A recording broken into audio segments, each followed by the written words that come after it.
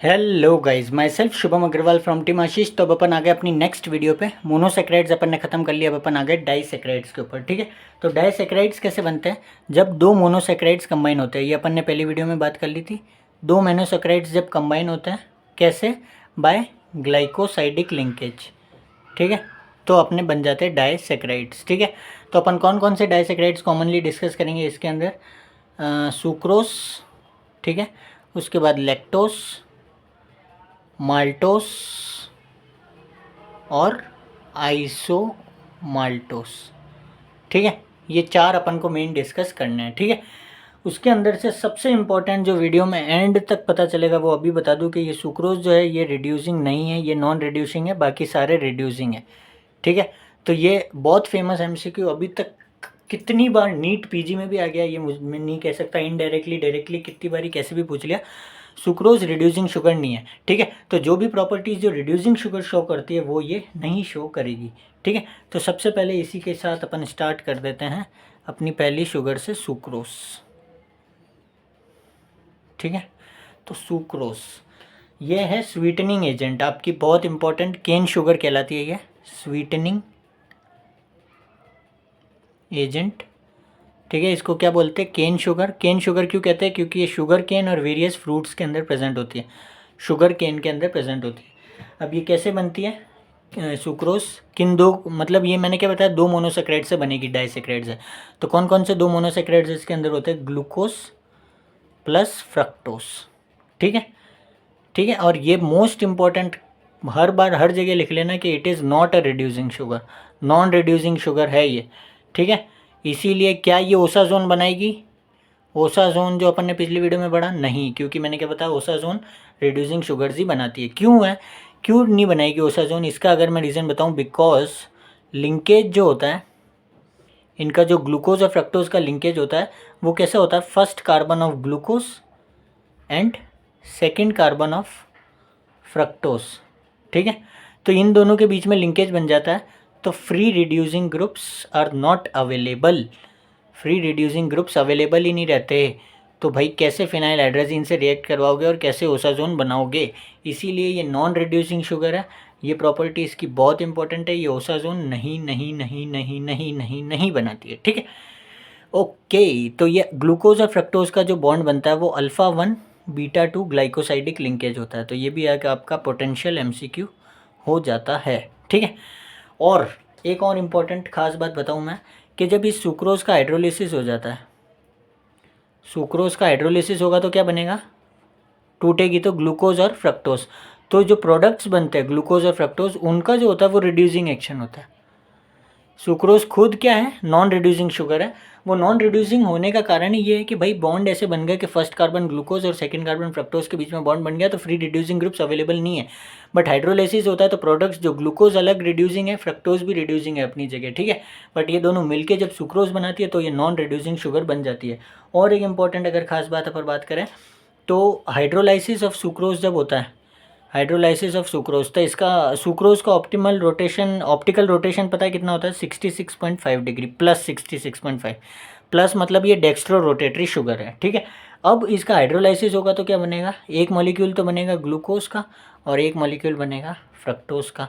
ठीक है, तो इसका ऑप्टिकल रोटेशन होता है प्लस 52.5 और इसका होता है -92, फ्रक्टोज का जो होता है वो -92 डिग्री होता है। तो ठीक है, तो ये जो प्रोडक्ट बनेगा उसका चेंज, नेट रोटेशन देखो तो कहाँ जाएगा? माइनस की तरफ। ठीक है, तो ये प्लस शुगर थी जो डेक्स्ट्रो रोटेटरी लाइट को राइट की तरफ रोटेट कर रही थी, उसका हाइड्रोलिसिस हो गया, वो लाइट को लेफ्ट की तरफ रोटेट करेगी। ठीक है, इसीलिए ये क्या होगा? Product will change dextro rotation to laevo rotation, इसीलिए इसको बोलते हैं अपन इन्वर्ट शुगर।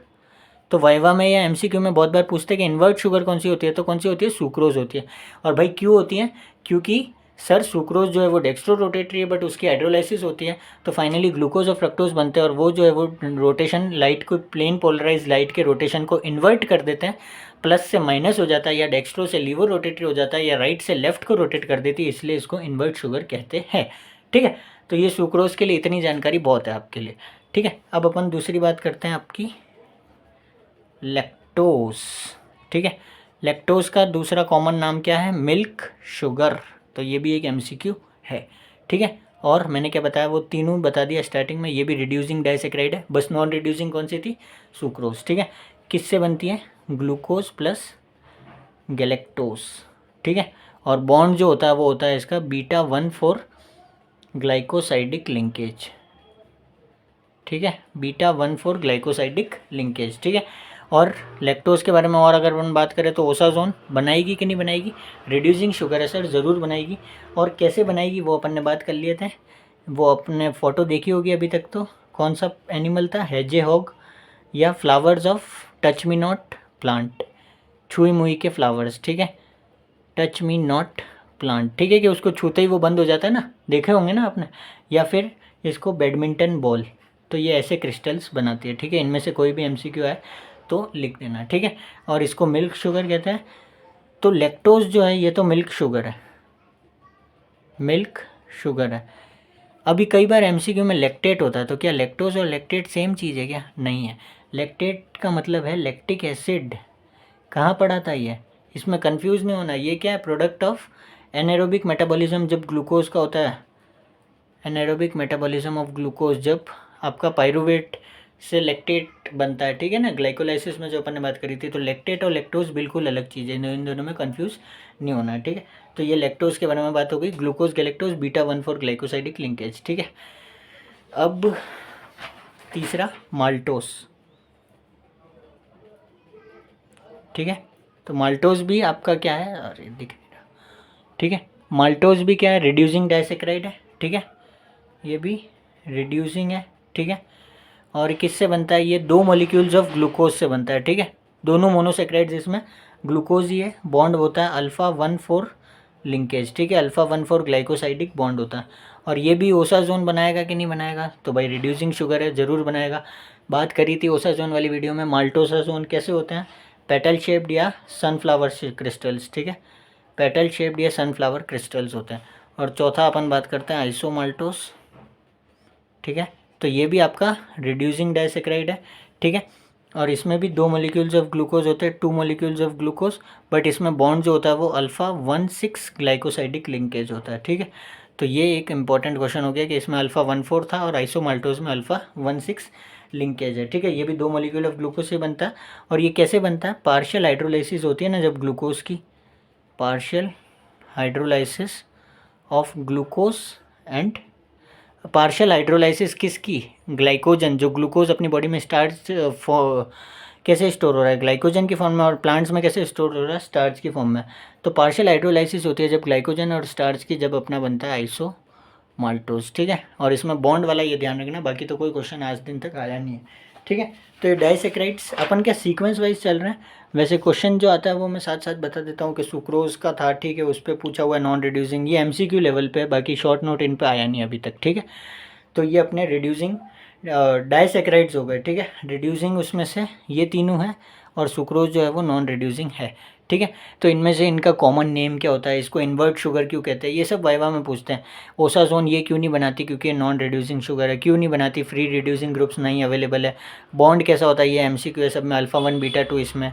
ठीक है, इसमें लैक्टोज में β1,4 ग्लाइकोसाइडिक लिंकेज, माल्टोज के अंदर α1,4, आइसोमाल्टोज में α1,6। ठीक है, तो ये सब इनके कॉमन नेम्स, इनके बॉन्ड्स, ये सब बातें करी अपन ने। तो ये वीडियो थी डाइसेक्राइड्स की। ठीक है, अब अगली वीडियो में अपन डिस्कस करेंगे पॉलीसेक्राइड्स, उसके अंदर होमोपॉलीसेक्राइड्स और हेट्रोपॉलीसेक्राइड्स, उसके बाद डाइटरी फाइबर्स, और अपनी केमिस्ट्री ऑफ कार्बोहाइड्रेट्स खत्म हो जाएगी। ठीक है, तो मिलते हैं अगली वीडियो में। जय हिंद, जय भारत।